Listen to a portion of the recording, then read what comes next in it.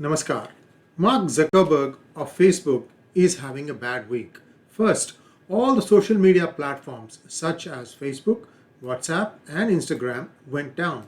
It was a massive global outage that plunged the services and the businesses and people who rely on them into chaos for hours.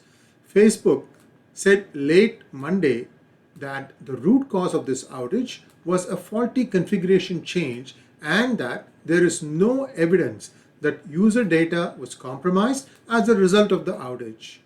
Second, there was this devastating testimony by whistleblower Frances Haugen, a former product manager at Facebook, who provided the Wall Street Journal with internal documents that exposed the company's awareness of harms caused by its products and decisions. She went public after she had previously filed complaints with federal law enforcement alleging that Facebook's own research shows how it magnifies hate and misinformation and leads to increased polarization. In my opinion, this is a major cause for concern. Like-minded people form a group and start sharing opinions that becomes increasingly more radical, sometimes resulting in one or more individuals deciding to do something about it. Haugen's contention was that Facebook knew about this and placed profits ahead of the danger it was causing to the society.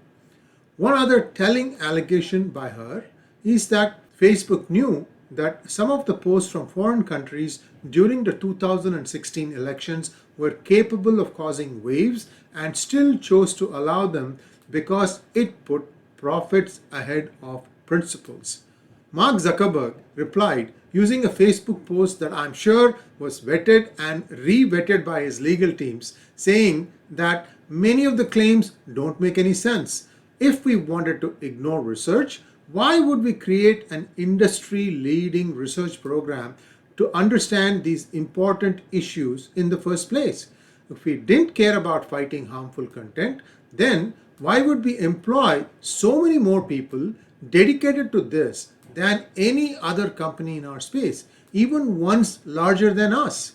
If we wanted to hide our results, why would we have established an industry-leading standard for transparency and reporting on what we are doing? And if social media were as responsible for polarizing society as some people claim, then why are we seeing polarization increase in the US while it stays flat or declines in many countries with just as heavy use of social media around the world? I have to pick one bone with this argument. I'm not so sure that the rest of the world is less polarized than the US. There may be a point that the US is more polarized, but that's because of the 2020 elections. The Democrats have not been able to explain how their candidate won by a margin of over 20 million votes. He polled allegedly upwards of 80 million votes. They haven't fully been able to explain that. And even some of the audits that are coming, it's just being trashed without explaining some of the questions, difficult questions that those audits have asked. At the heart of these accusations is this idea that I'm continuing Mark Zuckerberg's answer on the Facebook post. So let's get back. At the heart of these accusations is this idea that we prioritize profit over safety and well-being. That's just not true. The argument that we deliberately push content that makes people angry for profit is deeply illogical. We make money from ads, and advertisers consistently tell us they don't want their ads next to harmful or angry content. And I don't know any tech company that sets out to build products that make people angry or depressed. The moral, business, and product incentives all point in the opposite direction. End quote by Mark Zuckerberg. I had a couple of sentences there that was not Mark, but I come back and say that Mark continued, so you should take it as such. Now, let's I mean, it's a long post. It goes on, and I have put a link to this post in the references section below.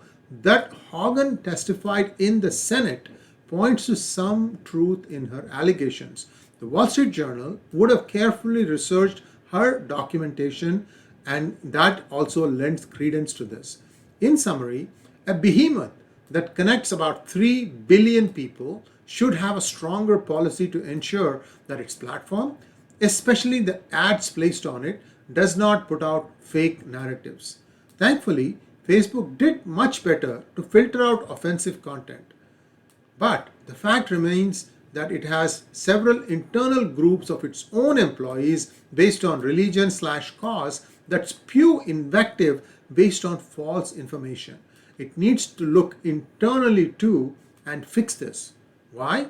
Because I don't think Facebook wants its employees to put their own filters while looking at content that has been reported as being offensive.